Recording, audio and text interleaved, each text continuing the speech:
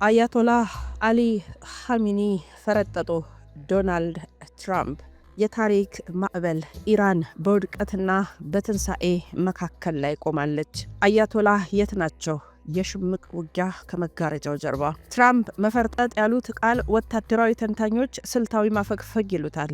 አያቶላህ አሊ ኻሜኒ በአሁኑ ሰዓት በቴህራን ቤተ መንግስታቸው ውስጥ የሉም። ከምድር በታች ያለው ከተማ ኻሜኒ ኢማም አሊ በተሰኘው ከምድር በታች በመቶዎች የሚቆጠሩ ሜትሮች ጥልቀት ባለው የአቶሚክ ቦምብ እንኳን በማይበሳው ምሽግ ውስጥ ሆነው ትዕዛዝ እየሰጡ እንደሆነ ይታመናል ነው ነገሩ።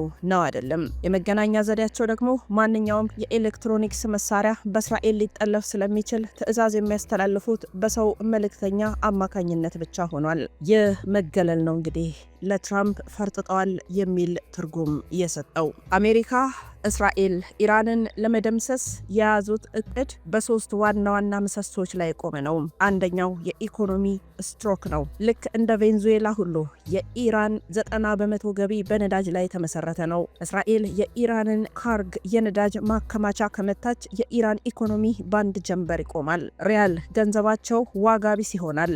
ህዝቡም ለዳቦ ሲል መንግስትን እንዲገለብጥ ይገፋፋል። ይህም ደግሞ ተቃውሞ ተፋፍሞ በኢራን ታላላቅ ጎዳናዎች ላይ ህዝብ ተገልብጦ ወጥቷል። ሌላው የአሽከርካሪ አጥንትን መስበር ነው።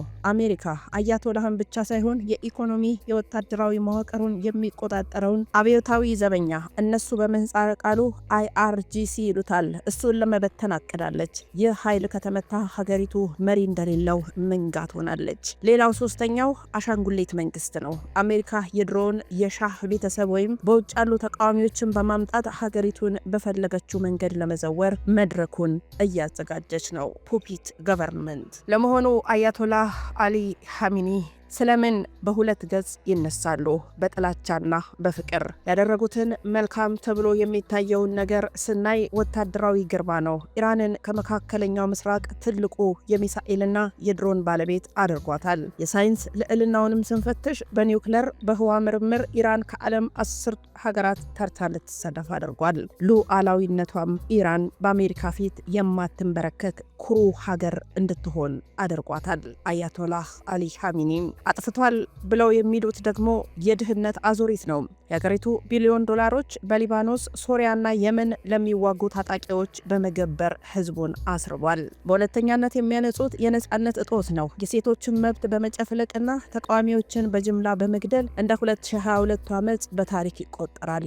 ሌላው ዓለም አቀፍ መገለል ነው። ሀገሪቱ ከዘመናዊው ዓለም የባንክና የንግድ ስርዓት አውጥቶ አቀጭጯታል ይሉታል አያቶላህ አሊ ኻሜኒ።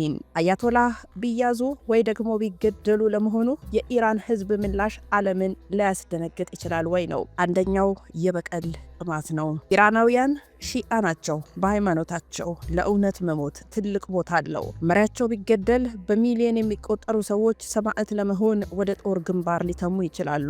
ይህ ደግሞ አሜሪካን ወደማትወጣው ረግረግ ውስጥ ይከታታል።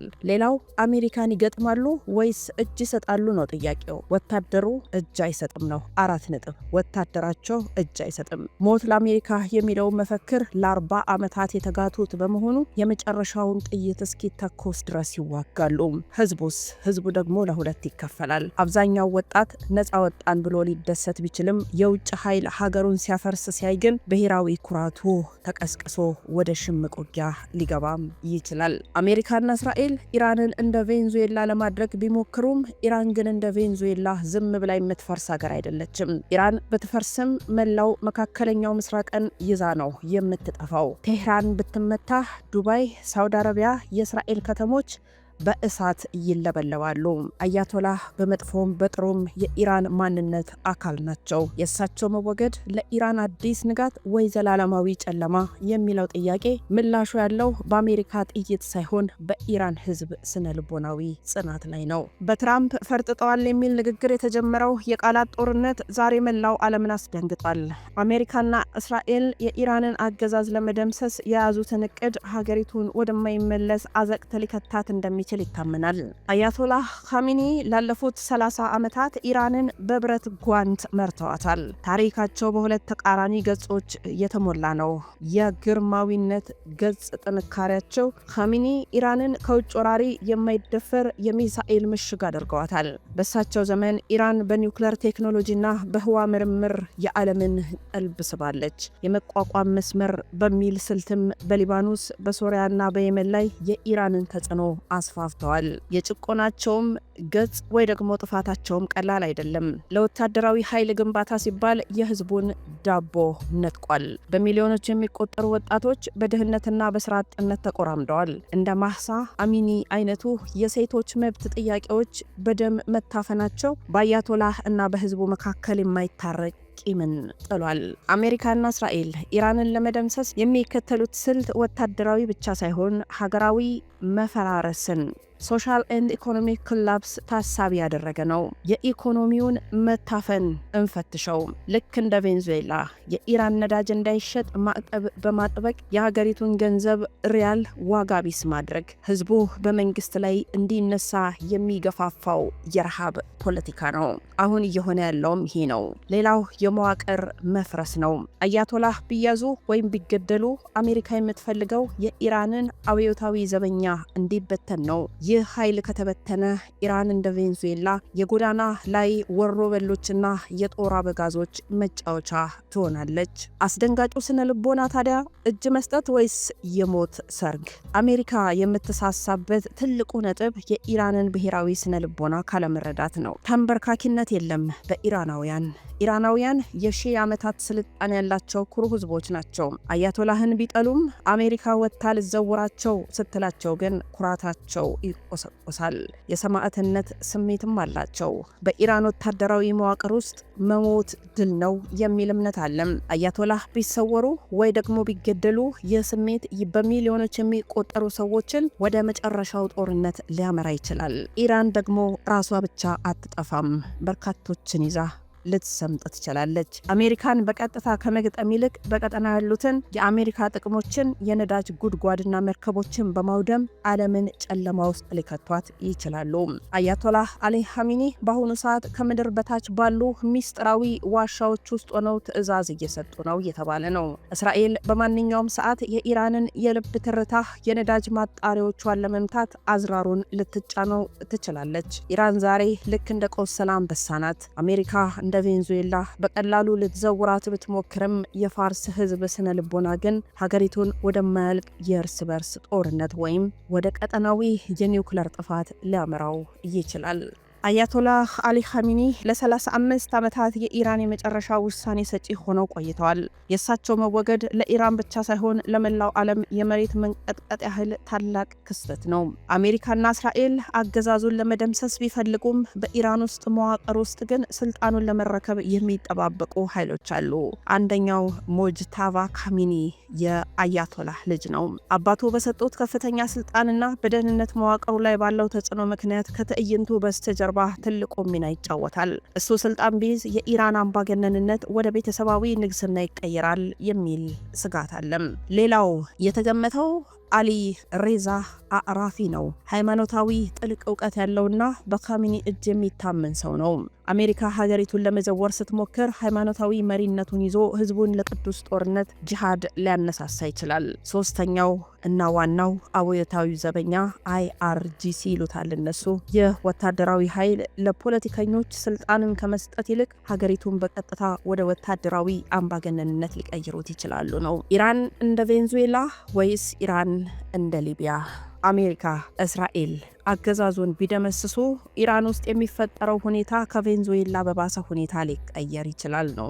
የቬንዙዌላው መንገድ ኢኮኖሚያዊ ውድቀት። አሜሪካ የኢራንን ነዳጅ ሙሉ በሙሉ ካገደች ህዝቡ በረሃብ አለንጋ ይገረፋል። ይሁን እንጂ ኢራን እንደ ቬንዙዌላ ዝምተኛ አይደለችም። የሊቢያውስ መንገድ የእርስ በርስ ጦርነት። አያቶላህ ቢወገዱ በሀገሪቱ ያሉ የተለያዩ ብሔረሰቦች ኩርዶች፣ ባሉቾች፣ አዘሪዎች የራሳቸውን ነጻነት ለመጠየቅ ሊነሱ ይችላሉ ነው። ደግሞ ኢራን ወደ 5 ወይም ወደ 6 ትናንሽ ሀገራት እንድትበታተን ሊያደርጋት ይችላል። የአሜሪካ ሀገሪቱን ለመዘወር የምትጠቀምበት ትልቁ ስጋት ነው። ከፋፍለህ ግዛ የሚሉት አይነት። ኢራናውያን በታሪካቸው የሺአ ሰማዕትነትና የፋርስ ኩራት የሚባሉ ሁለት ትላልቅ ግዙፍ ሞተሮች አሏቸው። አንደኛው የበቀል ስሜት ነው። አያቶላህ ቢገደሉ በሺአዎች እምነት እንደ ኢማም ሁሴን ሰማዕት ተደርገው ይወሰዳሉ። ይህ ደግሞ ህዝቡ ለበቀል ሲል ብቻ ከአሜሪካ ጋር እስከ መጨረሻው እንዲዋጋ ያደርገዋል። ሌላው የአሜሪካ ስህተቷ ነው። አሜሪካ ህዝቡ አያቶላህን ይጠላል፣ ስለዚህ እኛን እንደ ነፃ አውጪ ይቀበለናል ብላ ካሰበች ትልቅ ስህተት ትሰራለች። ኢራናውያን የቤት ውስጥ ጠባቸውን ትተው የውጭ ወራሪን ለመዋጋት በአንድነት የመቆም ታሪካዊ ልምድ አላቸው። በአሁኑ ሰዓት እስራኤል የኢራንን የኒውክሌር ማዕከላት ለመምታት የምትጠቀምበት ወርቃማ ጊዜዋ እንደሆነ ታምናለች። አያቶላህ የመጨረሻውን ጦርነት ለመቀላቀል ዝግጁ ነን ብለዋል።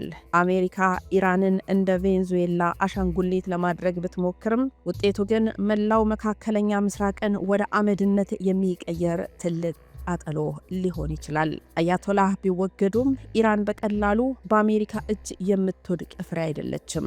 በውስጡ ያለው የታጠቀ ኃይልና የቆሰለ ብሔራዊ ኩራት መቆጣጠር ለአሜሪካም ሆነ ለእስራኤል የማይቻል የቤት ስራ ሊሆንባቸው ይችላል።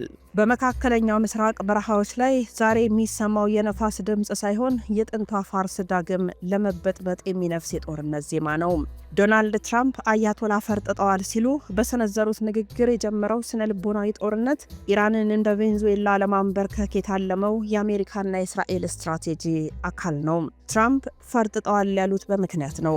አያቶላህ በአሁኑ ሰዓት ከምድር በታች ባሉ የአቶሚክ ቦምብ እንኳ በማይበሳቸው ሚስጥራዊ ዋሻዎች ውስጥ ነው ትዕዛዝ እየሰጡ ነው። የት ናቸው? የብዙዎች ጥያቄ ነው። በቴህራን ተራሮች ስር በሚገኙት ጥልቅ ምሽጎች ውስጥ ተሸሽገዋል። ይህ መሸሸጋቸው ለትራምፕ ፍርሃት ሲሆን፣ ለኢራን ደጋፊዎች ግን ስልታዊ ዝግጅት ነው። የጤና ሁኔታቸውም በ85 ዓመታቸው ካንሰርና ሌሎች ህመሞች እያዳከሟቸው ቢሆንም አሁንም የሀገሪቱን የጦር ሰራዊት IRGCን የሚዘውሩት እሳቸው ናቸው። አያቶላህ ለሀገራቸው ያደረጉትና ያጠፉት ነገር ለዓለም ትልቅ ትምህርት ነው። ለሀገራቸውም ያደረጉት በጥሩ ጎኑ ሲታይ ኢራን ከማንም ለምንም የማትንበረከክ የራሷን ድሮንና ሚሳኤል የምታመርት የቴክኖሎጂ ባለቤት እንድትሆን አድርገዋታል። ምዕራባውያንን አይደፈርም በማለት ለፋርስ ህዝብ ኩራት ሆነዋል። ጥፋታቸውም በጥፋቱ ጎን ሲታይ የሀገሪቱ ቢሊዮን ዶላሮች በውጭ ሀገራት ሊባኖስና ሶሪያ ለሚደረግ ጦርነት በመገበር የህዝቡን ኑሮ ደቁሷል። እንደ ማህሳና አሚኒ ያሉ ወጣት ሴቶችን መብት በመርገጥ ሀገሪቱን የዓለም መሳቂያ አድርገዋታል። አሜሪካና እስራኤል ኢራንን ለመደምሰስ የሚከተሉትን ስልትም ሊጠቀሙ ይችላሉ። ይህ በጣም አስደንጋጭ ነው። አንደኛው ነዳጅ ስትሮክ ይሉታል። የኢራን ኢኮኖሚያዊ ደም ስር ነዳጅ ነው። እስራኤል የነዳጅ ማጣሪያዎችን ከመታች ኢራን በአንድ ሌሊት ወደ ቬንዙዌላ ትቀየራለች። ህዝቡ ገንዘቡን በጆንያ ተሸክሞ አንድ ዳቦ የማይገዛ የሰቆቃ ዘመን ይመጣል። ሁለተኛው አገዛዙን መደምሰስ ነው። አያቶላህ ቢያዙ ወይ ቢገደሉ አሜሪካ በፈለገችው መንገድ የምትዘውረው አሻንጉሊት መንግስት ለማቆም እየተዘጋጀች ነው። ይህ ነው እንግዲህ ዋናው ጥያቄ። ኢራናውያን አሜሪካን ይገጥማሉ ወይስ እጅ ይሰጣሉ ነው። ኢራናውያን የቆሰለ ማንነት ያላቸው ስለሆኑ እጅ አይሰጡም ነው መልሱ። ኢራናውያን አገዛዛቸውን ቢጠሉ እንኳን የውጭ ኃይል መጥቶ ግን ይዘውራን የሚለውን ውርደት አይቀበሉትም። አሜሪካ መታ ልዘውራችሁ ስትላቸው በአያቶላህ ላይ የነበራቸው ጥላቻ ወደ አሜሪካ ሊዞር ይችላል። የሰማዕትነት ጉዳይም ለነሱ ጀግንነት ነው። በኢራን ወታደሮች ዘንድ ሰማዕትነት ትልቁ የድል ማማ ነው። አያቶላህ ቢገደሉ እንኳን የኢራን ሚሳኤሎች በራሳቸው ጊዜ ወደ እስራኤልና ወደ አሜሪካ የጦር ሰፈሮች እንዲተኮሱ ተደርገው ተዘጋጅተዋል። አሁናዊው ውጥረት የመጨረሻው ሰዓት ነው። አሜሪካን ኢራንን እንደ ቬንዙዌላ ለማንበርከክ ብትሞክርም የፋርስ አንበሳ ግን እየሞተ እንኳን ዓለምን አብሮ ይዞ የመጥፋት አቅም አለው። አያቶላህ ቢያዙ ወይ ደግሞ ቢጠፉ ኢራን በደስታ ሳይሆን በደም እንባ ሊታጠቡ የሚችሉ የጎዳናዎች ትርምስ ውስጥ ትገባለች። ኢራንና አሜሪካ፣ እስራኤል ወደ መጨረሻው ፍጥጫ ካመሩ ዓለም የምታስተናግደው ክስተት ተራ የድንበር ግጭት ሳይሆን መላው ፕላኔትን የሚያናውጥ ጂኦፖለቲካዊ ሱናሚ ይሆናል። የግጭት ቢፈነዳ ዓለም የምታስተናግዳቸው እጅግ አስደንጋጭ 4 ክስተቶች አሉ።